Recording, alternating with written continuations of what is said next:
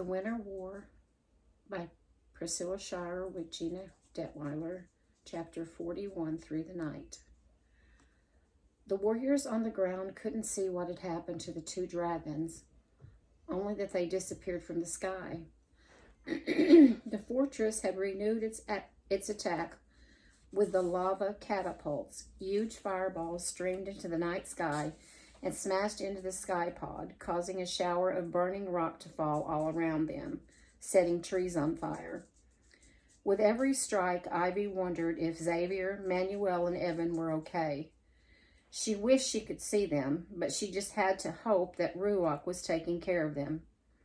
Ivy and Finn reunited with Kali and Christian, who had rounded up another 40 prince warriors.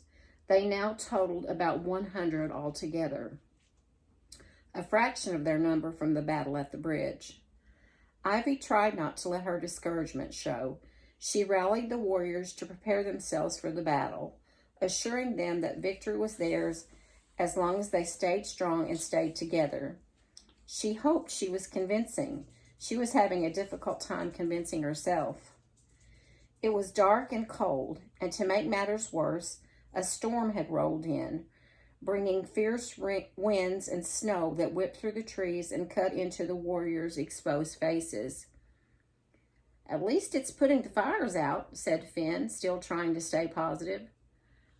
"We'll need lookouts," said Kali, "to keep an eye on the sky pod in case there's a signal, or to see if the fortress blows." "How can we see anything in this weather?" asked Ivy. Still, she agreed to the plan. Several warriors volunteered to climb the taller trees and take turns keeping watch.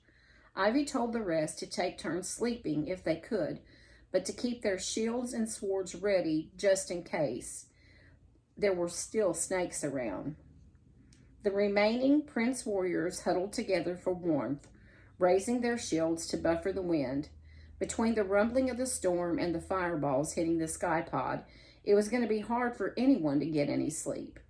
They all knew it was going to be a long, cold, uncomfortable, and possibly dangerous night. Finn put his arm around Ivy. "You okay, little sis?" She glanced up at his big, goofy smile, unable to help smiling back. "Not bad. You?" "Oh, hanging in there." "Thanks," she said. "For what?" "For just being there." Finn grinned again and gave her a thumbs up. "You got it." Glancing over, Ivy saw Mary Stanton sitting all alone, crying softly. Ivy got up and went over, sitting down beside her. And then, without knowing why, she started to sing. She had never sung in front of people before, but now, in this cold and dark place, it felt right. Mary looked at her and smiled gratefully. She picked up the melody, humming and then mouthing the words. Soon others joined in, singing softly at first, but rising in strength. The wind and the storm seemed to be quieter as the voices grew louder, filling the dark night with music. Levi's legs felt like lead. The effort of lifting them from the thick, spongy rock and placing them down again was getting to him. It was like slogging through thick mud, except that there with every step, a little burst of flame erupted from under his feet. "Not much farther," Brianna said for the 15th time. She seemed to be having an easier time than he was, or at least she was pretending to be full of energy still. Then they heard the sound of a catapult being launched, and the first ball of lava hurled at the sky pod on which their friends were standing. It slammed into the side of the pod, emitting a torrent of nasty ints. "Not those things again," Levi muttered under his breath. He had had just about enough of the ints, those evil-looking metallic butterflies with their deadly stingers. In fact, he had had enough of this whole expedition. What were he and Brianna doing anyway, climbing a mountain so they could throw a thimbleful of sulfurous water into a giant lava pit? As if that would do any good. As if there were any way they could topple that huge fortress all by themselves. We should stop now, Levi said. It's getting too dark. No, we can't stop, Brianna said. He saw that she was looking at him squarely, as if reading his thoughts. We have to keep going. Through the night? Yes, through the night. Levi sighed and nodded. He knew she was right, but the thrill of entering a real battle had drained out of him long ago. He was a good swordsman. He'd even defeated Ponyrose when that monster had been disguised as a human. But this trudging through crusty lava up a mountain that was not, in his mind, a valiant fight, it was a hopeless waste of time. You're so right, said a voice in his head. It doesn't matter what you do, I will win in the end. Oh, goodness, I wonder where his helmet of salvation is. The warped, distorted voice droned on, saying the same thing over and over, thudding in Levi's ears. His steps became slower and slower. Brianna turned suddenly and put her hands on her hips, glaring at him. Levi, use your helmet. Levi looked up at her, annoyed. What do you mean? Remember how you begged me once to put on my helmet that day under the tree and I kept refusing? You almost died trying to get me to put it on. Yeah, so I'm wearing my helmet. Well, you may be wearing it, but you are not using it. Levi thought about this. He was not sure what she meant. You need to listen, Brianna said. Levi slowly put his hands on either side of the helmet and pressed it closer to his ears. The voice sounded differently suddenly. No longer tired, but strong and resonant. It matters what you do. I will win. In fact, I already have. It was unmistakably Ruach's voice now. The words seeped slowly into Levi's brain and trickled down to his arms, his back, his aching legs. He took another step, suddenly realizing that it wasn't as hard as he had thought at first. The soft rock felt springy, as if it pushed his feet back up for another step. As the morning dawned, Levi and Brianna found themselves just below the rim of the crater. They had made good progress during the night, but they were both nearly exhausted. It was suffocating hot, so hot they felt their skin would be seared right off. As tired as they were, they dared not try to sit for fear of being burned.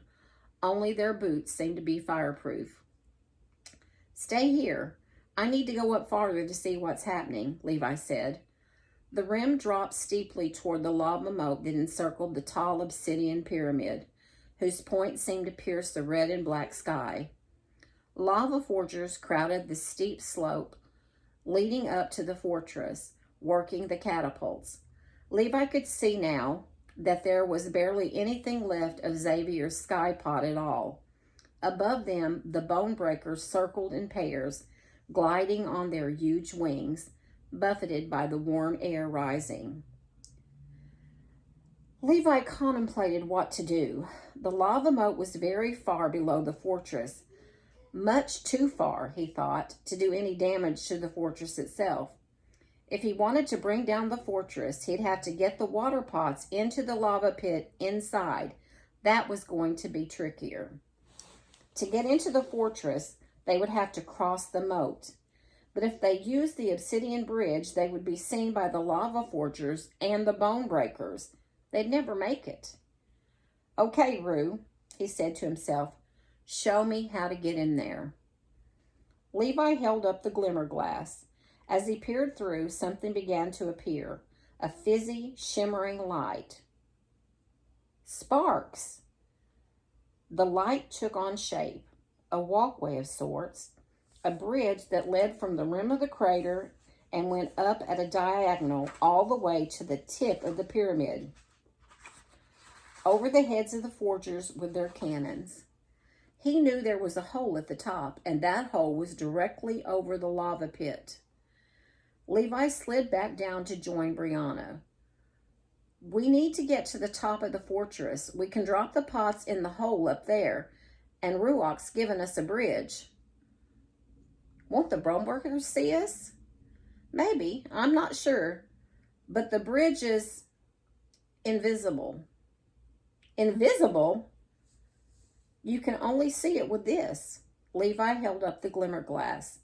Maybe when we're on it, we'll be invisible too.